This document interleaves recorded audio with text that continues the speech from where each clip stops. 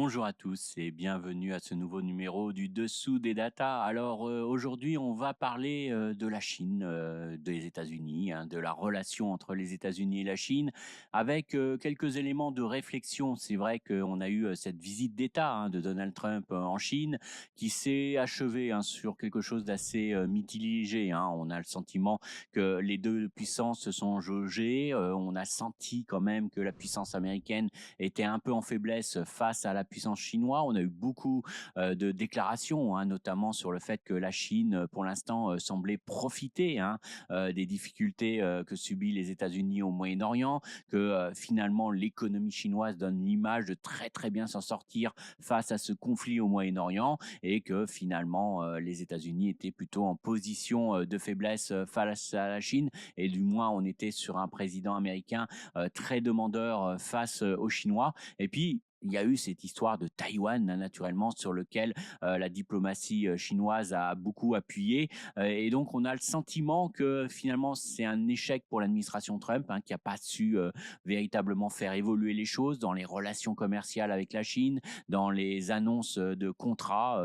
C'est vrai que le président américain aime bien annoncer des contrats records avec les pays qu'il visite. Là, ça reste quand même à minima avec l'absence de signature. On a eu certes l'annonce de la vente de 200 avions Boeing, mais pas de signature claire encore. Donc, on a le sentiment que véritablement, on a d'un côté une Chine gagnante et de l'autre des États-Unis qui sont affaiblis et finalement qui sont aujourd'hui en difficulté face à une croissance de pouvoir économique et diplomatique chinoise. Alors, étant vraiment dans ce mouvement, est-on vraiment sur une économie chinoise qui sent renforcée? Naturellement, tout dépend un peu de la projection que l'on fait, est-ce qu'on raisonne à court ou moyen long terme. Mais je vais vous donner quelques éléments de réflexion, en tout cas qui me semblent aujourd'hui pas mis en avant suffisamment et qu'il faut prendre en compte derrière tout ça. Alors, si on revient sur ce sommet Trump-Xi en Chine, c'est vrai que on est sur une position plutôt de force au niveau de la Chine, des discussions qui ont finalement se sont plutôt conclues sur un statu quo sur pas mal d'éléments, notamment tout ce qui concerne finalement le commerce international. On n'a pas eu de grandes annonces autour des droits de douane que subit la Chine actuellement, mais il semble que la Chine semble s'accommoder finalement de ces droits de douane américains, soit parce qu'ils ont réussi à contourner ces droits de douane par des importations vers le Mexique, le Canada ou d'autres pays, soit en rentrant dans les chaînes d'approvisionnement d'autres pays d'Asie. Et donc, finalement, la Chine s'est relativement bien adaptée face à ces droits de douane américains. Donc, c'est pas un enjeu clairement pour la Chine aujourd'hui. Deuxième élément, c'est naturellement la volonté qu'a exprimé Donald Trump que la Chine l'aide à régler ce problème avec l'Iran, naturellement en limitant les exportations et notamment les composants qui servent à la fabrication des drones iraniens. Bon, la Chine, pour l'instant, ne semble pas avoir véritablement répondu aux attentes du président. En tout cas, on n'a rien officiellement de fait à ce niveau-là, donc pas forcément d'accord. Et on voit que la diplomatie chinoise, pour l'instant, est plutôt en position de force face aux demandes américaines. La Chine n'a pas non plus évolué très clairement sur tout ce qui était terres rares, ce qui est un élément très clair de pression sur les États-Unis. Les États-Unis, de leur côté, n'ont pas véritablement fait des avancées sur tout ce qui est vente de semi-conducteurs. Donc, on était plutôt sur l'aspect économique, sur le sentiment d'un statu quo. Et puis, il y a eu cet élément autour de Taïwan. Taïwan qui a été clairement au centre des discussions du côté chinois, qui n'était pas forcément voulu du côté des États-Unis, mais Taïwan qui était véritablement au cœur de la pression chinoise sur les États-Unis, avec un Donald Trump, une fois ce sommet fini, qui a indiqué que finalement l'indépendance de Taïwan n'était pas forcément une bonne chose, ce qui marque une rupture dans la diplomatie américaine. Mais avec Donald Trump, on sait qu'on peut avoir avoir beaucoup de surprises et qui semble donner l'image que les États-Unis seraient prêts à lâcher Taïwan pour finalement peut-être contre d'autres éléments, contre une négociation finalement sur d'autres points avec la Chine. Alors ça, c'est un peu l'image, l'ensemble du tableau qui semble ressortir de cette rencontre. Je vais quand même y mettre plusieurs bémols, notamment, alors en ce qui concerne Taïwan, est-ce que les États-Unis peuvent-ils lâcher Taïwan? La réponse, c'est clairement non. C'est-à-dire que économiquement aujourd'hui, les États-Unis sont très dépendants de Taïwan. On le voit à travers ces graphiques que je vous ai mis là, hein. Le déficit commercial des États-Unis avec Taïwan s'est largement élargi sur les premiers mois de cette année, hein. On est sur un déficit particulièrement important. Pourquoi? Parce que Taïwan fournit les États-Unis en composants électroniques qui servent à constituer les data centers, qui servent aujourd'hui aux États-Unis à constituer leur futur moteur de croissance qui est essentiel autour de l'intelligence artificielle. Aujourd'hui, il faut transformer l'électricité en capacité de calcul et ça passe forcément par des investissements massifs de composants qui ne sont pour l'instant que fabriqués à Taïwan ou essentiellement fabriqués à Taïwan.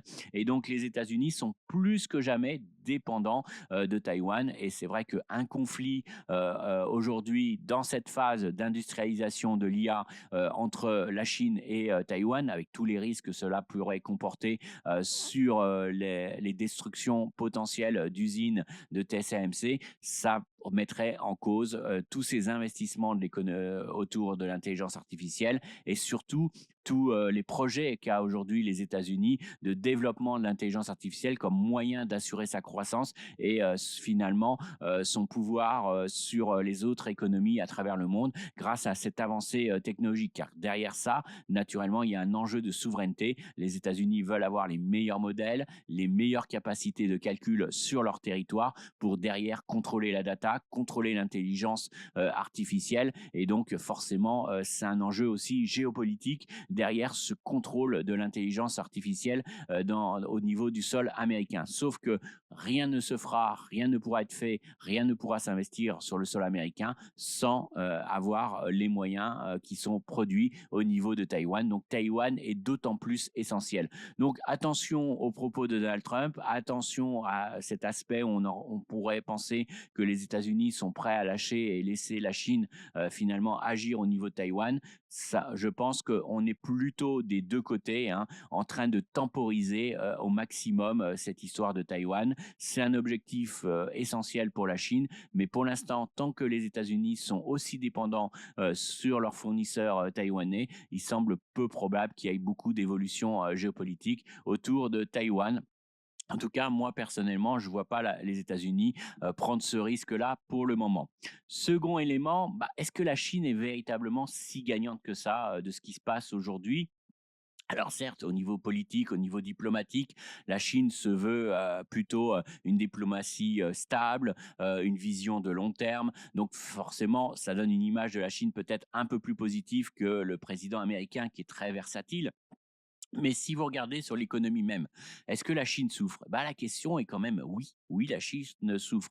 Alors, elle souffre de deux choses, hein. D'une part, de la faiblesse de sa demande intérieure, hein. C'est vrai que la Chine a publié ses chiffres du mois d'avril qui sont pas bons du tout. Alors, on est un petit peu biaisé parce qu'on a eu janvier-février avec les vacances de printemps en Chine, où on a vu véritablement un redressement et une amélioration de la conjoncture en Chine, mais on voit que c'était quand même une amélioration largement aidée et soutenue par les mesures prises par le gouvernement chinois, notamment, hein, il y a eu un effet très fort sur la consommation lié à des bons d'achat de biens durables, hein. Alors c'était des biens de consommation durables qui a vraiment stimulé la consommation parce que c'était limité dans le temps et limité à la durée de ces vacances en Chine. Donc ça a vraiment stimulé la demande et là on voit au niveau des ventes au détail, hein, que on a le contre-coup de cette stimulation. C'est vrai que c'est bien durable par nature, hein, on va pas les consommer tous les mois.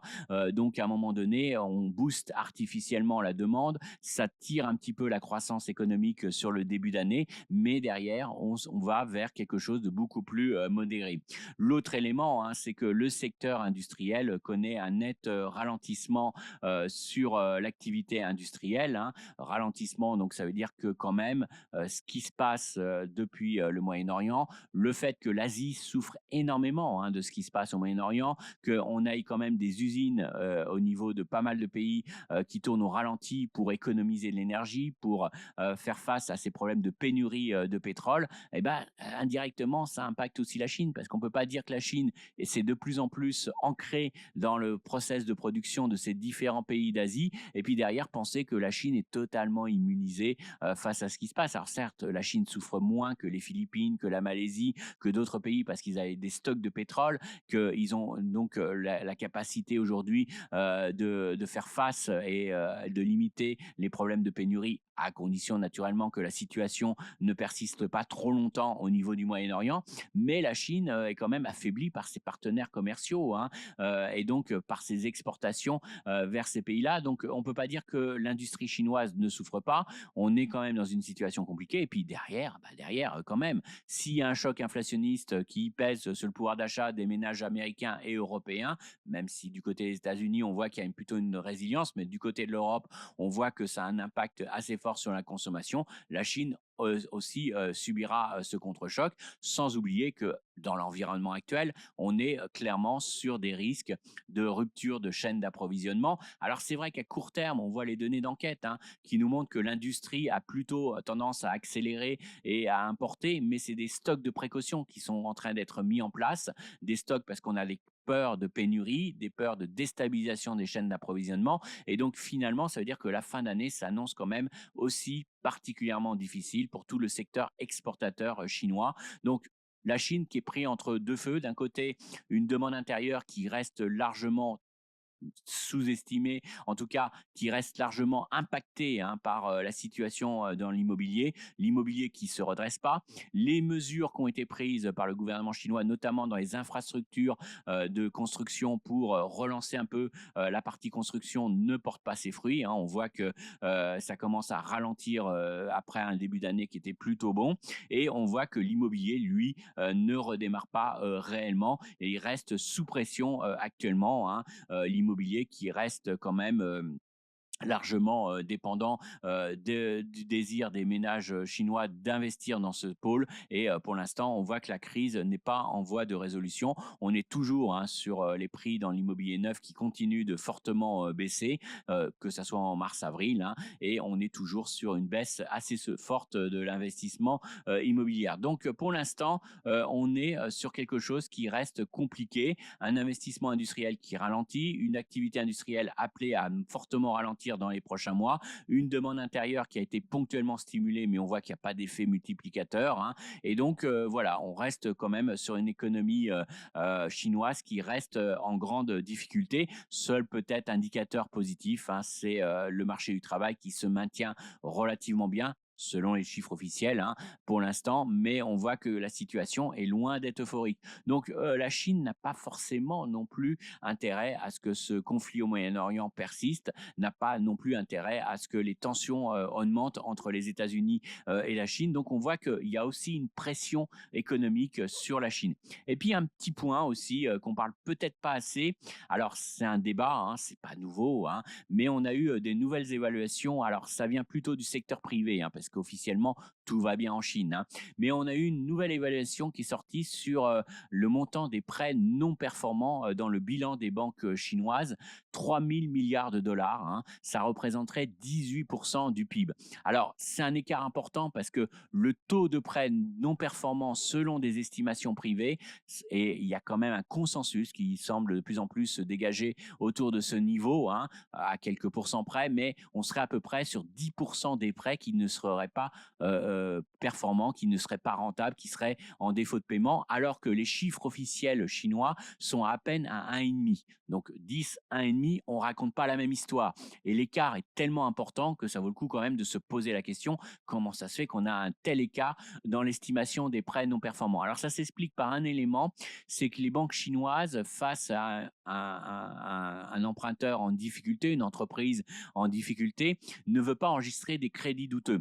Donc qu'est-ce qu'ils font? Bah, soit si l'entreprise ne peut pas payer, ses intérêts, ils lui prêtent de nouveau, ils lui font un nouveau crédit pour faire face à ses engagements et donc il y a quand même un paiement des intérêts, mais au prix d'un endettement, supplémentaire.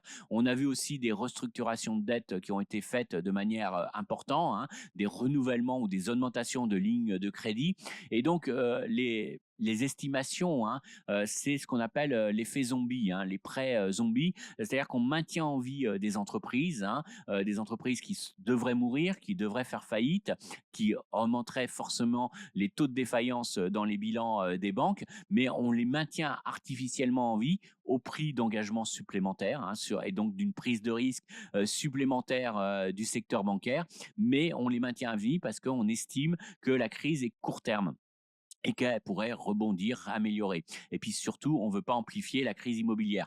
Naturellement, dans ces évaluations, elles montrent que largement une grande partie de ces prêts non performants sont très concentrés dans un secteur, et c'est dans le secteur immobilier, hein, naturellement, qui est au cœur de ce choc véritablement de solvabilité des entreprises. Donc c'est vrai que on pourrait se dire, si la crise immobilière était de court terme, ponctuelle, si finalement, c'était pas forcément une mauvaise stratégie de maintenir en vie les promoteurs immobiliers, de leur permettre de garder leurs biens dans leur bilan et de ne pas les mettre en vente immédiatement pour en plus amplifier la crise. Mais d'un autre côté, si on est sur une crise beaucoup plus durable, beaucoup plus long terme, on est sur quelque chose qui est très pénalisant pour l'économie chinoise. D'une part, on fait une mauvaise allocation du capital, c'est-à-dire qu'on prête à des entreprises qui sont pas performantes, qui ne vont pas redémarrer, qui font pas de croissance économique. Donc c'est des prêts douteux qui vont faire à terme qu'il va falloir provisionner, qu'il va falloir peut-être recapitaliser les banques d'État